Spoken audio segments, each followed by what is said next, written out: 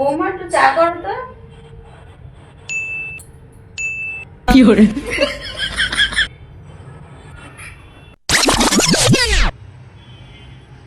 হ্যাঁ বলছি 3 কাপের বেশি জল নিও না, আর 1 কাপ দুধ দিও।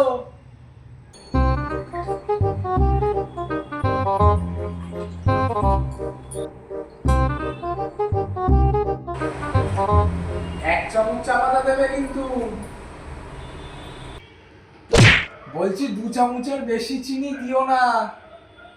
না মানে তুমি তো বেশি চিনি খাও না, তাই আর কি। কি গো, চা হয়ে গেছে? হ্যাঁ, বসিয়ে দিয়েছি। দেখি। কি গো, হাঁড়িতে চা বসিয়েছো? কাকের সামনে যা পেয়েছি তাতেই বসিয়ে দিয়েছি। এই গ্যাসটা কে জ্বালাবে? তুমি তো আমাকে বলোনি গ্যাস চালাতে। আজকে শাশুড়ি বৌমার হাতে হাঁড়িতে বানানো চা খাবে। এই অনেকক্ষণ তো হলো, দেখি চাটা কতদূর হলো।